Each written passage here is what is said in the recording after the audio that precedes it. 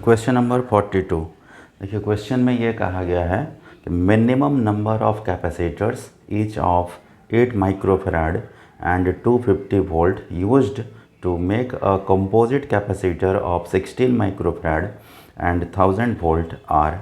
देखिए एक्चुअल में ये क्वेश्चन ये कहा जा रहा है कि मिनिमम नंबर ऑफ कैपेसिटर्स यानी कम से कम नंबर ऑफ कैपेसिटर्स क्या होंगे, कैपेसिटर्स की कम से कम संख्या क्या होगी, और जिससे कि एक ऐसा कंपोजिट कैपेसिटर बनाया जा सके जिसका कैपेसिटेंस 16 माइक्रोफैराड होना चाहिए और जिसका वोल्टेज जो है टॉलरेंस यानी वोल्टेज सहने की क्षमता वो होना चाहिए 1000 वाट।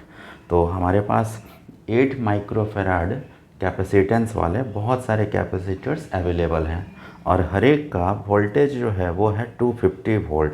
अब ऐसे इन सारे 8 माइक्रोफैराड और 250 वोल्ट वाले कैपेसिटर्स जो हैं इनको मिला करके उनको जोड़ करके आपस में एक हमें कंपोजिट कैपेसिटर बनाना है और उस कंपोजिट कैपेसिटर का जो कैपेसिटेंस है वो 16 माइक्रोफैराड होना चाहिए और उसका वोल्टेज होना चाहिए 1000 वोल्ट। तो इसके लिए कम से कम नंबर ऑफ़ कैपेसिटर्स कितने यूज करने पड़ेंगे ये हम लोग को बताना है। कम से कम नंबर ऑफ़ कैपेसिटर्स इसके लिए कितने इस्तेमाल करने होंगे। तो देखिए सोचते हैं, सबसे पहले तो देखिए हमारे पास 8 माइक्रोफैराड कैपेसिटेंस वाले कैपेसिटर उपलब्ध हैं और हमें 16 माइक्रोफैराड वाले कैपेसिटर्स को फॉर्म करना है। तो इसके लिए सबसे आसान तरीका ये है कि पहले आप सोचिए कि अगर 8 माइक्रोफैराड वाले दो कैपेसिटर्स को अगर हम लोग आपस में पैरेलली जोड़ देते हैं, तो ये आपने देखा ये हमने दो 8 माइक्रोफैराड वाले कैपेसिटर्स को पैरेलल में कनेक्ट कर दिया। इससे ये हुआ कि अब ये पैरेलल में जोड़ने से अब इस सिस्टम का नेट कैपेसिटेंस जो है वो हो चुका है 16 माइक्रोफैराड। लेकिन 16 माइक्रोफैराड कैपेसिटेंस तो इसका हो चुका, लेकिन इसका वोल्टेज अभी भी 250 वोल्ट है, क्योंकि जब हम लोग पैरेलल में जोड़ते हैं तो वोल्टेज जो होगा वो 250 ही मेंटेन रह जाएगा। तो वोल्टेज तो हमें 1000 चाहिए, जबकि इसका वोल्टेज जो है वो केवल 250 वोल्ट है। कैपेसिटेंस 8 + 8 16 हो चुका है, लेकिन इसका वोल्टेज जो है वो 250 वोल्ट है, जबकि हम लोग को चाहिए ये 1000 वोल्ट वोल्टेज वाला कैपेसिटर। तो ऐसा करते हैं, हम लोग जानते हैं कि सीरीज में जोड़ने से वोल्टेज ऐड होता चला जाता है। तो हम लोग ऐसा करेंगे कि ऐसा इस तरह का 4 कॉम्बिनेशन अगर हम सीरीज में जोड़ देते हैं तो सीरीज में जोड़ देने से, सीरीज में ऐड कर देने से इस पूरे लाइन का या इस सीरीज का जो वोल्टेज होगा वो 1000 वोल्ट हो जाएगा। तो देखिए करते हैं ऐसा। सबसे पहले हमने एक इस तरह का और कॉम्बिनेशन सीरीज में जोड़ दिया, ये 8 माइक्रोफैराड, ये भी 8 माइक्रोफैराड। फिर एक और सिस्टम हमने लिया, इसको भी हमने जोड़ा सीरीज में पहले वाले दो के साथ। फिर एक और इस तरह का सिस्टम हमने लिया और इसे भी पहले 3 के साथ हमने सीरीज में जोड़ दिया। अब ये सारे जितने भी कैपेसिटर्स हैं वो 8 माइक्रोफैराड वाले हैं। अब सोचिए कि ये जो सिस्टम हमारा तैयार हुआ इसका टोटल वोल्टेज देखिए 250 वोल्ट इसका हो गया वोल्टेज, फिर 250 वोल्ट इस वाले का, फिर 250 वोल्ट वोल्टेज इस सिस्टम का है, 250 वोल्ट वोल्टेज इस सिस्टम का है। तो टोटल जो वोल्टेज हो चुका है अब इस सिस्टम का वो हो चुका है 1000 वोल्ट, यानी टोटल वोल्टेज अब यहाँ पे हो चुका है इस पूरे सिस्टम का कितना 1000 वोल्ट।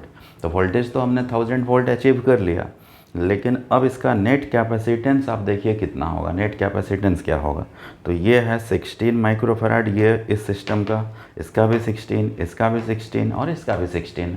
तो इस सिस्टम का टोटल कैपेसिटेंस, अब चूँकि ये सारे सिस्टम से सीरीज में जुड़े हुए हैं, ये और ये सब सीरीज में जुड़े हुए हैं, तो ये 16 16 16 16 ये चारों सीरीज में जुड़े हुए हैं। तो इन सब का इक्विवेलेंट कैपेसिटेंस जो होगा ये C इक्विवेलेंट, वो हम लोग देख सकते हैं कि अब ये हो जाना चाहिए 16/4 = 4 माइक्रोफैराड।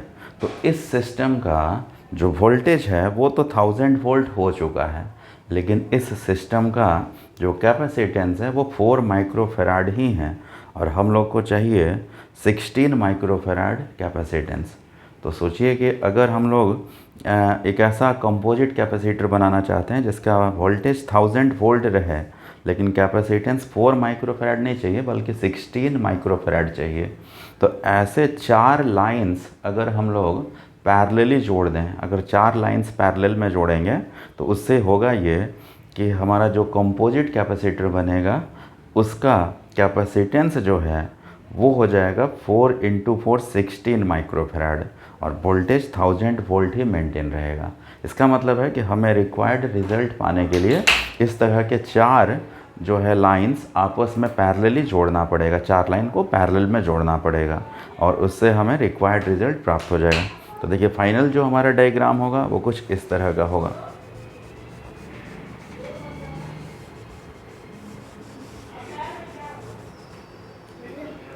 देखिए इस तरह के हम लोग 4 जो है लाइंस आपस में ऐड कर देंगे पैरेलल में।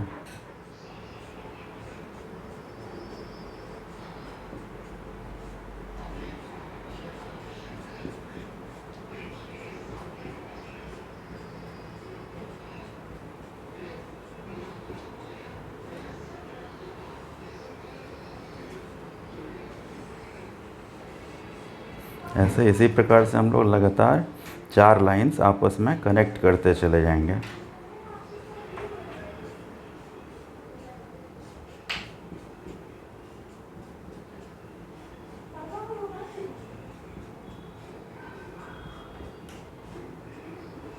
तीन लाइंस हो गए और एक लाइन हमें और ऐसा जोड़ना पड़ेगा इन सब के साथ पैरेलल में।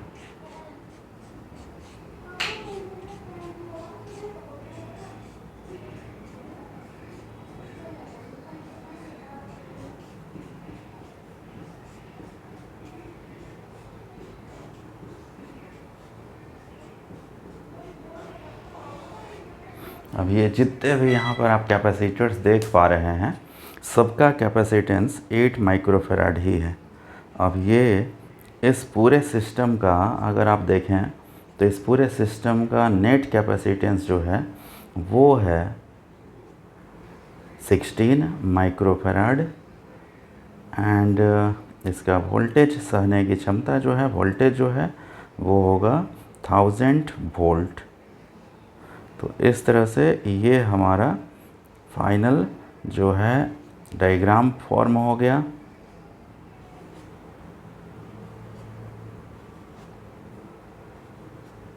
अब इसमें आप देख सकते हैं कि कुल कितने कैपेसिटर्स हैं इस पूरे सिस्टम में।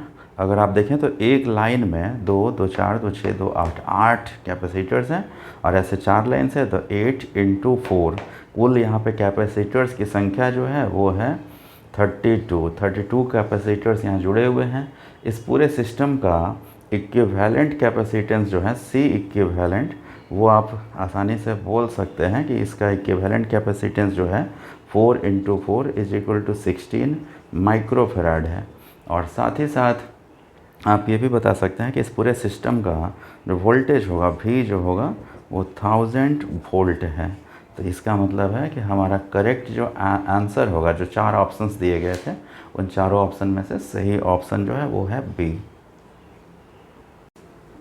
क्वेश्चन नंबर है 45।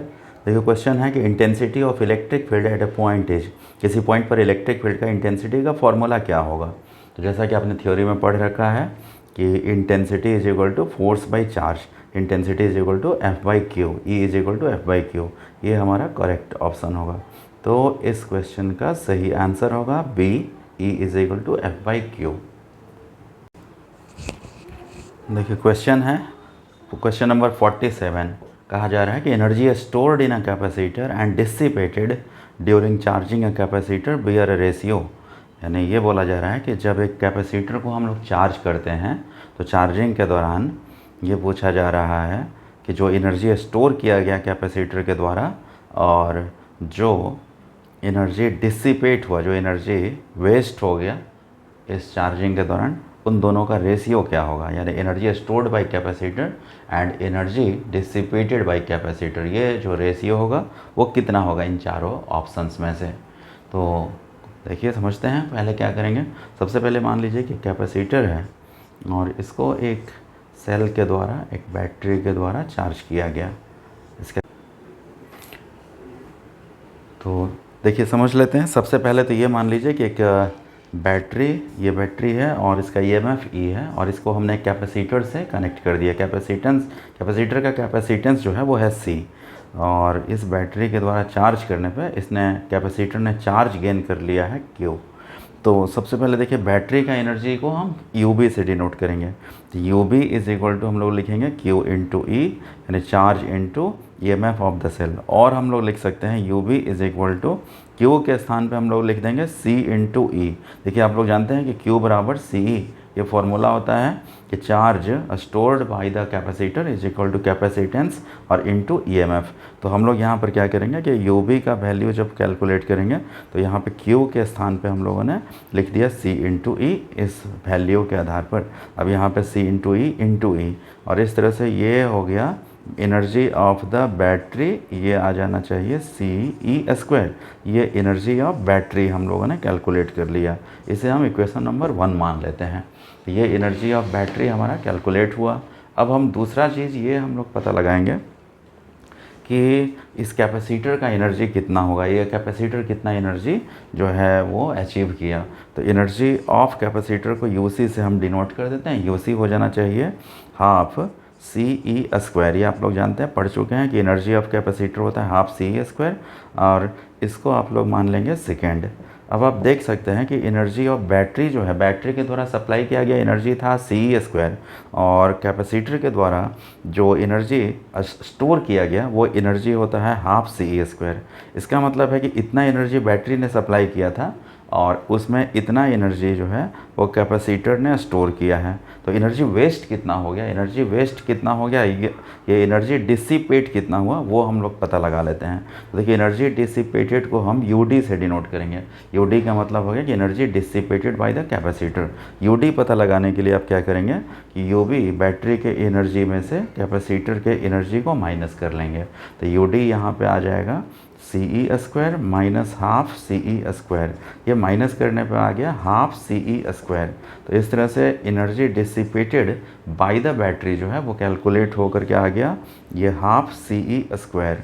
अब आप देख सकते हैं कि एनर्जी ऑफ कैपेसिटर जो है उसका वैल्यू है ये हाफ सी ई स्क्वायर, और जो एनर्जी डिसिपेट हुआ ये इक्वेशन 3 मान लेते हैं। तो इस इक्वेशन 3 से पता चल रहा है कि जो एनर्जी डिसिपेट हुआ उसका वैल्यू भी हाफ सी ई स्क्वायर ही है। इसका मतलब हुआ कि एनर्जी स्टोर्ड बाय कैपेसिटर और एनर्जी डिसिपेटेड बाय कैपेसिटर दोनों इक्वल हैं।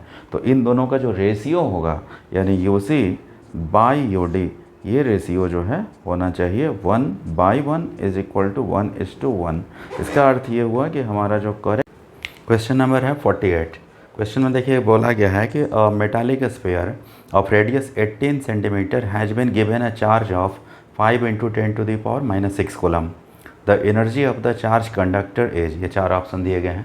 तो एक मेटालिक स्फीयर है और इसका रेडियस है 18 सेंटीमीटर, उसको एक चार्ज दिया गया है 5 × 10⁻⁶ कूलम।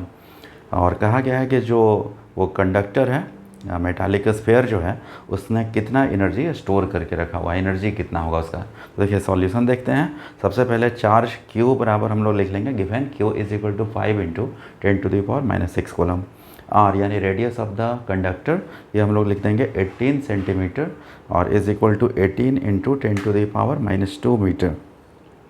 अब सबसे पहले हम लोग कैपेसिटेंस पता कर लेते हैं इस मेटालिक स्फीयर का। तो C हम लोग देखिए पढ़ चुके हैं कि C इज इक्वल टू होता है R/1/4πε0। R का वैल्यू लिख देंगे 18 × 10⁻⁻² और 1/4πε0 का वैल्यू होता है 9 × 10⁻9। या 9 से 18 2 टाइम्स कैंसिल कर देंगे, ये रिजल्ट आएगा 2 × 10⁻11 फैराड। तो ये हमने कैपेसिटेंस कैलकुलेट कर लिया उस कंडक्टर का। अब आते हैं, देखिए नेक्स्ट स्टेप हम लोग क्या करेंगे। सबसे पहले अब ये हम लोगों ने कैपेसिटेंस कैलकुलेट कर लिया, अब हम लोग U यानी energy of the conductor calculate करेंगे। तो U is equal to formula apply करेंगे Q²/2 × C। अब Q का वैल्यू पुट कर देंगे 5 × 10⁻⁶ इसका होल स्क्वायर बाई 2 × C का वैल्यू लिख देंगे 2 × 10⁻11।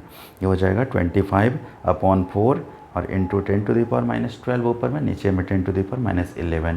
सॉल्व करने पर देखिए आ रहा था 6.25 × 10⁻⁻1 और इसको वैल्यू हो जाएगा 0.625 जूल।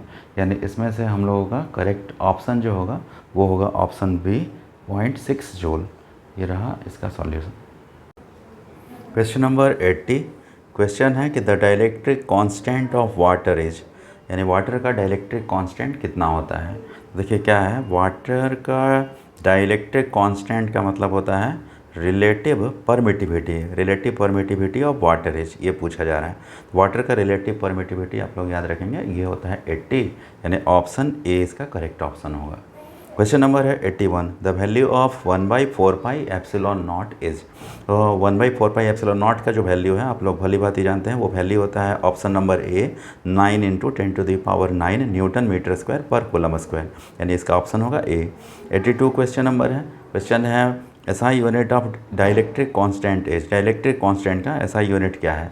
डाइलेक्ट्रिक कांस्टेंट जैसा मैंने अभी कहा, डाइलेक्ट्रिक कांस्टेंट का मतलब है रिलेटिव परमिटिविटी। रिलेटिव परमिटिविटी जो है वो एक यूनिटलेस और डायमेंशनलेस क्वांटिटी है जिसका कोई यूनिट नहीं होता, इसलिए इसका करेक्ट ऑप्शन होगा ऑप्शन सी नो यूनिट।